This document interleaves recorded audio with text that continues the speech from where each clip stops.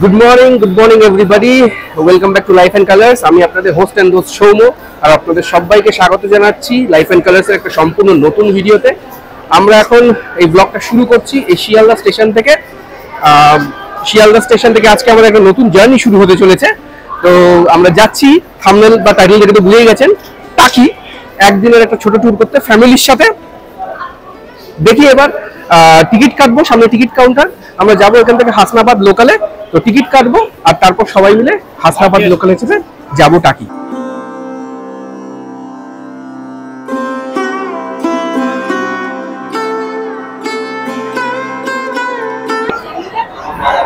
মোটামুটি এক্স্যাক্টলি 7:40 নাগাদ ট্রেন আমাদের শিয়ালদা স্টেশন এখন ছেড়ে দিল। এবার ট্রেন গন্তব্য হচ্ছে হাসনাবাদ। পথে যেরকম বললাম হবে মোটামুটি 27টা হল স্টেশন। চলুন এই সফর আমাদের শুরু, আপনাদেরকে সঙ্গে নিয়ে জয় মা বলে আজকে সফর শুরু করা যায়। ঠিক সময়ে ট্রেন শিয়ালদা স্টেশন ছেড়ে রওনা দিল গন্তব্যের দিকে। শহরের গণ্ডি ছাড়িয়ে ট্রেন যখন মেঠো গ্রাম বাংলার পথ ধরে ছুটে চলে, মনটা সত্যিই ছুটির মেজাজে নেচে ওঠে। টাকি ভ্রমণের সেরা সময় কিন্তু এই দুর্গাপূজা থেকে মার্চ অব্দি। আমরা যেমন ডিসেম্বরে এই ট্যুরটা করছি।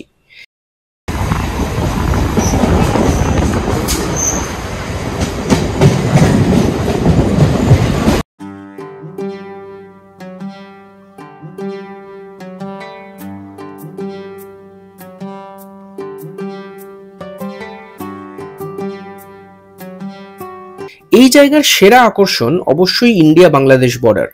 আর তার থেকেও আকর্ষণীয় হচ্ছে যে এই ট্যুর করার জন্য কোনো ছুটি নেওয়ার প্রয়োজন নেই। উইকেন্ডকে কাজে লাগিয়েই এই ট্যুর অনায়াসে করে নেওয়া যায়। বলতে বলতে আমরা টাকি স্টেশন প্রবেশ করছি ঠিক 2.5 ঘন্টা পরে। টাকি স্টেশনের বাইরেই অনেক টোটো বা অটো দাঁড়িয়ে থাকে। সেখান থেকে টোটো ভাড়া করে আপনারা হোটেল পৌঁছে যেতে পারেন। মূলত টাকির বেশিরভাগ হোটেলই টাকি রাজঘাটের আশেপাশে। স্টেশন থেকে এই রাজঘাট অবধি টোটো ভাড়া পড়ে এই 20 টাকা প্রতিজন।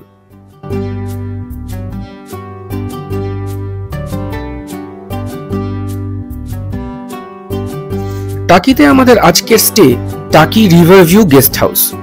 একদম ইছামতি নদীর পাড়েই এই গেস্ট হাউস আছে।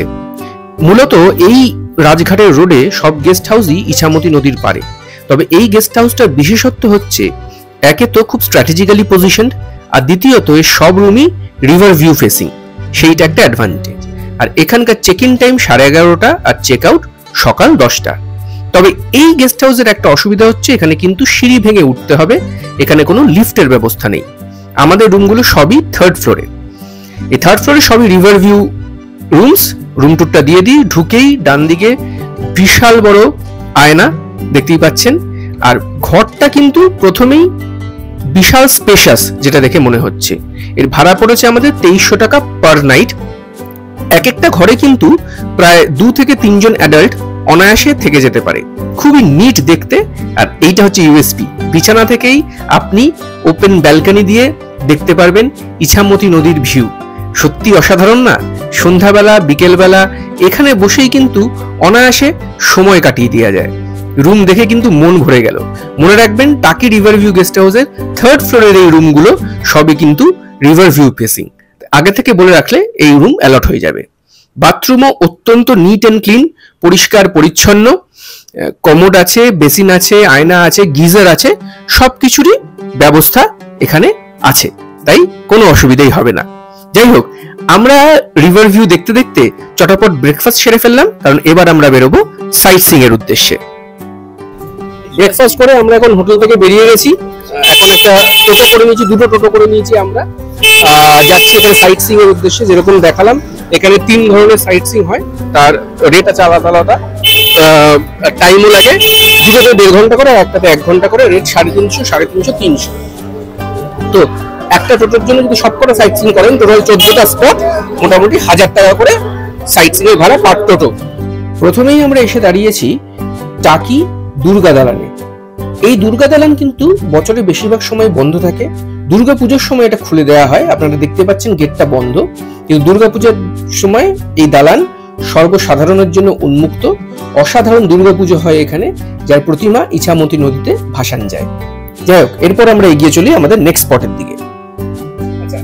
আচ্ছা, আমরা এবার নামলাম সেকেন্ড স্পটে, যেটা হচ্ছে একটা পিকনিক স্পট। আর সামনেই ইছামতি নদী, এইদিকে সামনে ইছামতি নদী, আর এই দিক দিয়ে হেঁটে গেলে হচ্ছে পিকনিক স্পট। এই পিকনিক স্পটের সামনেই হচ্ছে ইছামতি নদী। কি অসাধারণ বিস্তৃত ইছামতি নদী, দেখে চোখ জুড়িয়ে যাচ্ছে। ওপারটাই হচ্ছে বাংলাদেশ, ওই দূরে বাংলাদেশের বর্ডার দেখা যাচ্ছে। এখান থেকেও কিন্তু ফেরি ছাড়ে, আপনারা যদি ইছামতি নদীতে নৌকা বিহার করতে যান এখান থেকেও সম্ভব। আর তার পার দিয়ে হচ্ছে এই সুদূর বিস্তৃত পিকনিক স্পট। সুন্দর বসার জায়গা আছে, আর এর নাম হচ্ছে প্রতাপ সৈকত। মাঝে মাঝে বেশ টাওয়ার মতন এরিয়া করা, যার নিচে আপনি কিচেন হিসেবে ব্যবহার করতে পারেন, আর উপরে বসে গল্প গুজব আড্ডা চলতেই পারে। আমরা এখন নেক্সট স্পটে এসে দাঁড়ালাম, সেটা হচ্ছে একটি কালী মন্দির, ত্রিশক্তি কালী মন্দির নামে এখানে বিখ্যাত। এই হচ্ছে কালী মন্দির। আমাদের নেক্সট স্পট ত্রিশক্তি মায়ের মন্দির।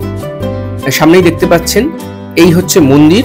প্রচুর মানুষের এখানে সমাগম ঘটে, খুবই নাকি জাগ্রত।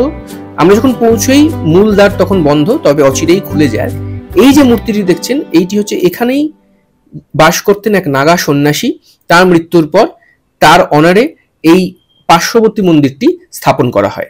আর এইটা হচ্ছে মূল মন্দির। মা এখানে 3 রকম শক্তি রূপে বিরাজ করছেন: মা বগলা, মা দক্ষিণেশ্বরী কালী, আর মা নীল সরস্বতীর রূপে। তাই জন্য এই মন্দিরকে বলা হয় ত্রিশক্তি মায়ের মন্দির। ত্রিশক্তি মায়ের মন্দির দেখে আমরা এসে দাঁড়ালাম টাকি ইকো পার্কে। এটা একটি বিনোদন পার্ক, মূলত বাচ্চাদের জন্য। খুব সুন্দর করে সাজানো। এন্ট্রি ফি এখানে 15 টাকা পার হেড। ঢুকেই দেখছেন অসাধারণ সুন্দরভাবে সাজানো। ডান দিকে একটা চিলড্রেন্স পার্ক রয়েছে। বাচ্চাদের নিয়ে এখানে সময় কাটাতে কিন্তু বেশ ভালো লাগবে।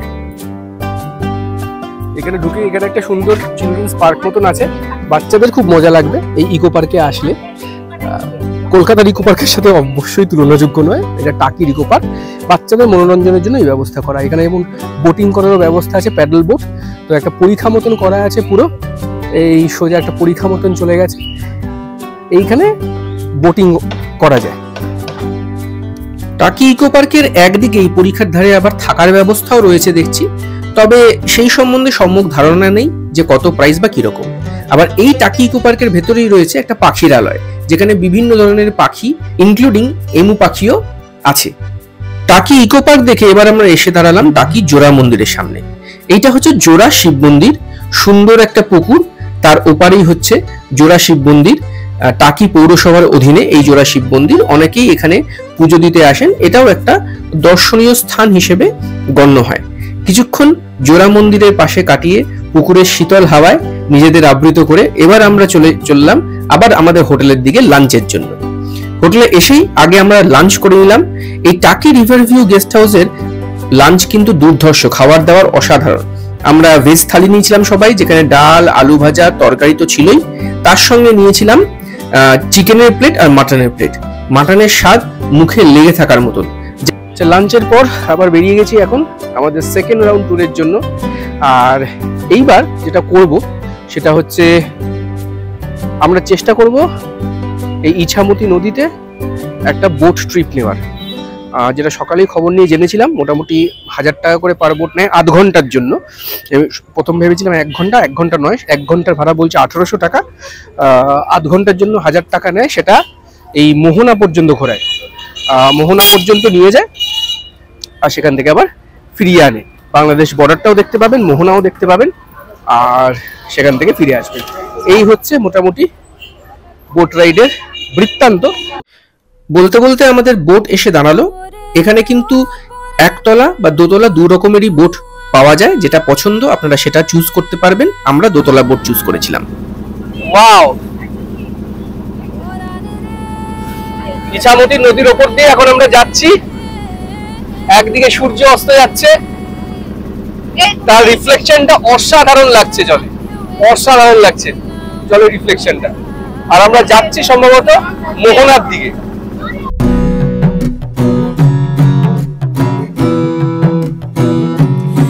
আমায় ভাসাইলি রে, আমায় ডুবাইলি রে, অকুল দরিয়ার বুঝি কুল নাই রে। চাহে আধি আয়ে রে, চাহে মেঘায় রে, অকুল দরিয়ার বুঝি কুল নাই রে, আমায় ভাসাইলি রে, আমায় ডুবাইলি রে, অকুল দরিয়ার বুঝি কুল নাই রে, কুল নাই কিনারে নাই, নাই কো দরিয়ার পারে। এখন ঠিক 5টা বাজে আর আমরা এখন বেরিয়ে গেছি আমাদের সেকেন্ড রাউন্ড সাইট সিইং এর জন্য। সকালবেলা যে দুই টোটো দাদারা এসেছিলেন তারাই আমাদের সেকেন্ড রাউন্ডটা ঘোরাতে।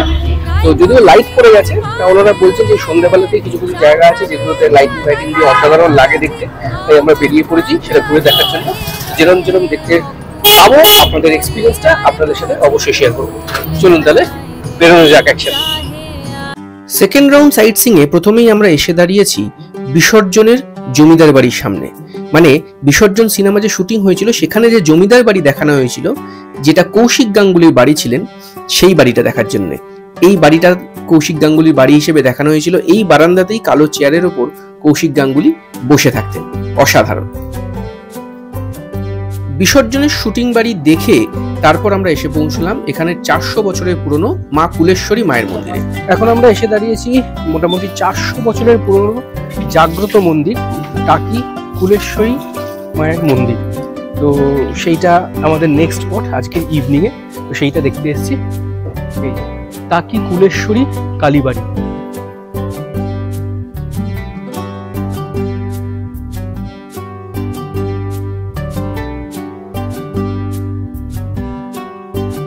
টাকি ঘুরতে আসলে মা কুলেশ্বরী মায়ের মন্দির অবশ্যই ঘুরে যাবেন, খুবই জাগ্রত। এরপর আমরা গেলাম টাকি রামকৃষ্ণ মিশন দেখতে। এই হচ্ছে টাকি রামকৃষ্ণ মিশন। আমরা যখন গেলাম তখন সন্ধ্যা আরতি হচ্ছে।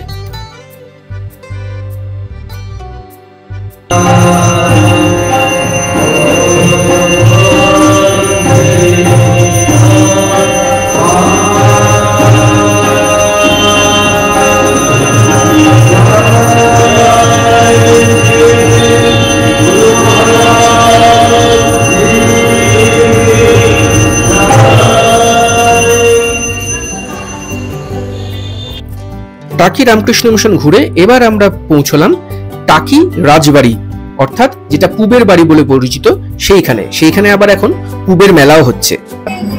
আচ্ছা, এখন এসে দাঁড়িয়েছি টাকি রাজবাড়ির সামনে। তো টাকি রাজবাড়ি ভেতরে মেলাও বসছে এখন, পুবের মেলা, পৌষ পুবের হাট। এখানে কিন্তু টিকিট আছে মোটামুটি 10 টাকা করে পার হেড। এই হচ্ছে টাকি রাজবাড়ি। কি অসাধারণ না? পুরো ইটের তৈরি পুরো রাজবাড়িটা। সন্ধ্যাবেলাও লাইটের আলোয় অসাধারণ লাগছিল। ঢুকে এসেই সুন্দরভাবে সাজানো পুরোটা, মনটা কিন্তু একদম ভরে গেল এই টাকি রাজবাড়িতে এসে। আপনারা অবশ্যই আসবেন। কি অসাধারণ ফটোগ্রাফি ভিডিওগ্রাফি করতে আর ক্যামেরা করবে না, কি সুন্দরভাবে পুরো জায়গাটা সেজে উঠেছে। এটা রাত্রে না আসলে কিন্তু বোঝা যেত। এই টোটোগুলো রাত্রে নিয়ে এসে সুন্দর লাইটিং আমরা দেখতে পেলাম। এই হচ্ছে টাকি রাজবাড়ির দুর্গা প্রতিমা। এই ঠাকুর দালানে এই দুর্গা প্রতিমা নিত্য পুজো হয়। অসাধারণ ভাবে ঠাকুর দালানটা সাজানো, আর লাইটিং সন্ধ্যাবেলায় না আসলে কিন্তু আপনারা এই লাইটিংটা মিস করে যাবেন। তাই টাকি রাজবাড়ি যদি দেখতে হয়, আমি তো বলবো আপনারা দুবার আসুন। একবার সকালে আসুন তার আর্কিটেকচার বোঝার জন্য, আর সন্ধ্যাবেলায় আসুন এই লাইটিংটা বোঝার জন্য। কারণ এই লাইটিং এ কিন্তু টাকি রাজবাড়ির সৌন্দর্য একটু অন্যরকমই লাগে। আমাদেরও তাই মনে হয়েছিল। বিভিন্ন জিনিস নিয়ে এখানে বসেছে মেলাতে লোকজন, খেলনা টেলনা সবকিছুই আছে বাচ্চাদের জন্য। হাতের কাজের জিনিস, বিভিন্ন খাবার স্টলও বসেছে, স্পেশাল ফুচকা, এবং সবই কিন্তু মহিলারাই অপারেট করছে। বেশ মায়ের হাতের আদর, বেশ সুন্দরভাবে লেখা আছে। ছোট্ট মেলা কিন্তু এই মহিলারা এই কদিন এখানে বসেছে টাকি রাজবাড়িকে ঘিরে নিজেদের পশরা সাজিয়ে সুন্দর ছোট মেলার এখানে আয়োজন হয়েছে। টাকি রাজবাড়ি দেখে সেদিন আমরা টোটো করে ফিরে এলাম আমাদের হোটেলে। আজকের মতন ঘোরা শেষ। দফার সাইট সিইং আমরা শেষ করে নিয়েছি। তবে সন্ধেবেলাটা আমরা কাটাচ্ছি এই সুন্দর রাজঘাটে। সামনেই আই লাভ টাকি, ওপারে ইছামতি নদী, আর সুদূরে দেখা যাচ্ছে বাংলাদেশের বর্ডার। ছোট ছোট টিম করে আলো জ্বলছে, কিছু কিছু লোকজন সেখানে যাতায়াত করছে, গাড়ি দেখা যাচ্ছে, অসাধারণ। আর আশেপাশে প্রচুর খাবারের জায়গা, তাই আপনারা অনায়াসে সুন্দরভাবে সন্ধ্যাটা এখানে কাটিয়ে দিতে পারেন। পরের দিন সকালটা শুরু হলো ইছামতি নদীর ওপর সানরাইজ থেকে। সানরাইজ বলবো না, তবে সূর্য তখন অলরেডি কিছুটা উঠে গেছে, কিন্তু তার প্রতিফলন কি অসাধারণ যে লাগছে কি বলবো। এক কাপ গরম চায় চুমুক দিতে দিতে ইছামতি নদীর ভিউ আর কি লাগে বলুন। তাড়াতাড়ি চা শেষ করে ফ্রেশ হয়ে আমরা বেরিয়ে গেলাম আগে ব্রেকফাস্ট করতে। টাকি রিভার ভিউ গেস্ট হাউসের অদূরেই প্রচুর ছোটোখাটো দোকান, সেখান থেকে লুচি ঘুগনি সব খেয়ে আমরা ব্রেকফাস্ট করে নিলাম। ব্রেকফাস্ট করে এবার আমরা বেরোবো আজকের দিনের তৃতীয় দফার সাইট সিইং এ। আমরা আজকে সেকেন্ড দিনের সাইট সিইং এ এখন বেরিয়ে গেছি। প্রসিডিওর কমপ্লিট করে নিয়েছি, লাগেজগুলো রেখে দিয়েছি। তারপর আজকে আমরা মিনি সুন্দরবনের যে সাইট সিইং আছে টোটাল 5টা, সেইটা আজকে কভার করবো। এই যে সাইট সিইং গুলো আজকে আমরা করবো তার জন্য টোটাল ভাড়া পড়ছে পার টোটো 350 টাকা করে। তার মধ্যে আমরা দেখবো হচ্ছে গোলপাতার জঙ্গল, যেটাকে বলে মিনি সুন্দরবন, দেখবো মলদ্বীপস রিসর্ট অ্যান্ড প্লে এরিয়া, তার সঙ্গে দেখবো বিসর্জনের যেটা বাংলাদেশের পার্টটা দেখানো হয়েছিল সেই শুটিং যে বাড়িতে হয়েছিল সেটাও দেখবো। আর আরেকটা আমাদের দাদা বললেন, বলে দিলেন যে আরেকটাও বাড়ি যাচ্ছি, সেইটা গয়নার বাক্স শুটিং হয়েছিল। তো এই সবকটা জায়গা আজকে কিন্তু আমরা কভার করবো। তো চলুন বেরিয়ে পড়ে যাক। আমরা প্রথমেই এসে দাঁড়ালাম জেনারেল শঙ্কর রায়চৌধুরীর বাড়িতে, যিনি আমাদের দেশের প্রধান সেনা নেতা। তার বাড়ি 400 বছরের পুরনো, আর সেই বাড়িটির পাশে হচ্ছে এই বাড়িটি, যেটা গয়নার বাক্স শুটিং হয়েছিল। এই বাড়ির ভেতরেই কিন্তু গয়নার বাক্স সব বিখ্যাত সিনের শুটিং হয়েছিল।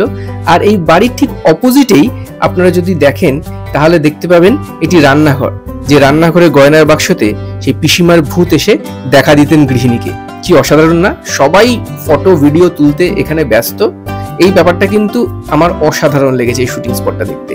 আর এইখানে হচ্ছে 400 বছরের পুরনো ঠাকুর দালান, এখানেও দুর্গামূর্তি, জেনারেল শঙ্কর রায়চৌধুরীর পারিবারিক দুর্গামূর্তি এখানে, যেটা এখনো কিন্তু প্রতি বছর দুর্গাপুজোর সময় পূজিত হয়।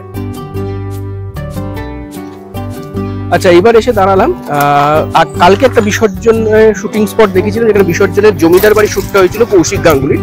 আর এবার এসে দাঁড়িয়েছে যেটা বাংলাদেশের শুটটা যেখানে হয়েছিল সেই জায়গাটায়, সেটা হচ্ছে বিসর্জনের আরেকটা শুটিং স্পট। এইবার এসে দাঁড়ালাম আমাদের বিসর্জনের আরেকটা শুটিং বাড়িতে। আগের যেটা দেখানো হয়েছিল সেইটা হয়েছিল বিসর্জনের জমিদার বাড়ির জায়গাটা, আর এই বাড়িটা হচ্ছে বিসর্জন সিনেমায় যেখানে বাংলাদেশের পার্টটা দেখিয়েছিল জয়া এহসানের বাড়ি, সেই বাড়িটা কিন্তু এই লোকেশনটা টাকিতে কিন্তু দেখানো হয়েছিল বাংলাদেশ হিসেবে। কি অসাধারণ না? আমাদের তো বেশ ভালো লাগছিল। আর এখানে আরেকটা অদ্ভুত ব্যাপার হচ্ছে, এইখানেই মধু চাষ করা হয়। আপনি দেখুন, আমাদের ডিটেলসে দেখিয়েছিল কিরমভাবে মৌমাছি থেকে এনারা মধু চাষ করেন। ডিটেল ব্লগ কিন্তু রয়েছে আমাদের চ্যানেলে, আপনারা অবশ্যই টাকি সিরিজের ভিডিওগুলো দেখে নেবেন। যাই হোক, এই বিসর্জনের শুটিং বাড়ি দেখে আমরা এবার এসে পৌঁছলাম মিনি সুন্দরবন অথবা গোলপাতার জঙ্গলে। এইখানে কিন্তু বর্ডার এরিয়া, তাই প্রথমেই আপনাদের সচিত্র পরিচয়পত্র দেখিয়ে চেকিং করে পার হেড হিসেবে আপনাকে ঢুকতে হবে। ঢুকেই একটা শ্মশানকালীর মন্দির আছে, সেখানে প্রচুর ট্রেকার, সেই ট্রেকারে করে আপনাকে গোলপাতার জঙ্গলের মূল সাইডে যেতে হবে। যাওয়া আসার জন্য পার হেড এই ট্রেকার নেয় 20 টাকা করে। এবার এই কালভারটা দিয়ে যে আমরা যাব, এটাকেই বলে মিনি সুন্দরবনের চলন পথ। মোটামুটি একটা ক্যানোপি ওয়াকের মতন এইটা আমরা এখন করছি। ওয়াও, অসাধারণ লাগছে কিন্তু এই জায়গাটা, দুরন্ত জায়গা, দুরন্ত। এই হচ্ছে সেই গোলপাতার জঙ্গল। সুন্দর একটা ক্যানোপি ওয়াক আছে, যেটা অনেকটা ওই সুন্দরবনের ক্যানোপি ওয়াকের মতো ফিল দেয়, তাই এই জায়গাটাকে মিনি সুন্দরবনও বলে। কারণ কিছু কিছু ম্যানগ্রোভ সম্বলিত জায়গাও এখানে আছে, যার জন্য এই জায়গাটা মিনি সুন্দরবনের সঙ্গে তুলনা করা হয়। যাই হোক, গোলপাতা গাছ এখানে আমরা প্রচুর দেখেছি। পাতাগুলি কিন্তু গোল নয়, পাতাগুলি লম্বা। এইখানে দেখুন লেখা আছে মিনি সুন্দরবন। ব্রিজ থেকে কিন্তু জঙ্গলে নামা কঠোরভাবে নিষিদ্ধ। এর পাশ দিয়ে ক্যানোপি ওয়াক দিয়ে আপনি যদি সোজা চলে যান, তাহলে কিছু দূর এগিয়েই এর আরেকটা মূল আকর্ষণ, বাংলাদেশের বর্ডার সবচেয়ে কাছ থেকে আপনারা দেখতে পাবেন। এই দেখুন, এই ওপারের যে জায়গাটা দেখতে পাচ্ছেন, এটা পুরোটাই বাংলাদেশ, আমাদের দুই বাংলার সোনার বাংলা যাকে বলে। এটা কিন্তু অসাধারণ একটা ভিউ। আমরা যখন গেছিলাম প্রচুর ভিড় হয়েছিল, ফাঁকা সময় আসলে আপনারা নিশ্চিন্তে ভালোভাবে এই ভিউটা এনজয় করতে পারবেন। মিনি সুন্দরবন দেখে এবার আমরা চলে আসলাম আমাদের টাকি ট্যুরের সর্বশেষ স্পট মালদ্বীপস রিসর্ট দেখতে। এটা মালদ্বীপস রিসর্ট কেন বলা হয়, কারণ ভেতরে একটা সুন্দর সুসজ্জিত পার্ক আছে এবং এই সুন্দর জলাশয়টি আছে যেটা আপনি দেখতে পাচ্ছেন।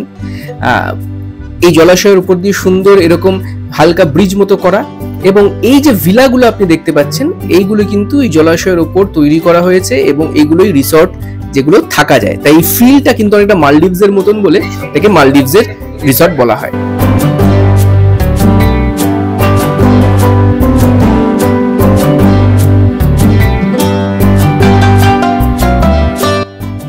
মালদ্বীপস রিসর্ট থেকে আমরা আবার ফিরে এলাম ইছামতির পারে আমাদের টাকি রিভার গেস্ট হাউসে। সেখান থেকে লাঞ্চ করে জিনিসপত্র নিয়ে আমরা বেরিয়ে চলে এলাম টাকি স্টেশনে, যেখান থেকে এবার ট্রেন ধরে আমরা ফিরে যাব আমাদের বাড়িতে। টোটাল এই মূলত 1.5 দিনের ট্যুরে আমরা প্রায় 14টা স্পট কভার করলাম এবং এটা একটা অবিস্মরণীয় ট্যুর হয়ে রইল। যদি বাজেট হিসেবে ধরি তাহলে এই টোটাল টাকি ট্যুর করতে আমাদের পার হেড 2000 টাকা করে খরচা হয়েছিল। এই 2000 টাকা প্রতিজন খরচায় আপনারা কিন্তু পুরো 14টা সাইট সিইং করে ভালো জায়গায় থেকে খেয়ে ইছামতি নদীতে বোট রাইড করে আপনারা টাকি ট্যুর সম্পন্ন করতে পারবেন। কেমন লাগলো আমাদের আজকের ভিডিও অবশ্যই কমেন্ট করে জানাবেন, আর ভালো লাগলে কি করতে হবে নিশ্চয়ই জানেন, লাইক করবেন এবং শেয়ার করবেন পরিবার পরিজনদের সাথে। আর যদি চ্যানেলে নতুন হয়ে থাকেন তাহলে অবশ্যই সাবস্ক্রাইব করার সাদর আমন্ত্রণ রইল। আজ এই পর্যন্তই, আবার নিশ্চয়ই দেখা হবে নতুন কোনো জায়গার ভ্লগ নিয়ে, নতুন ভাবে নতুন মোড়কে। ততদিন ভালো থাকবেন, সুস্থ থাকবেন। আজকের মতন লাইফ অ্যান্ড কালার্স এর পক্ষ থেকে সৌম্য সাইনিং অফ।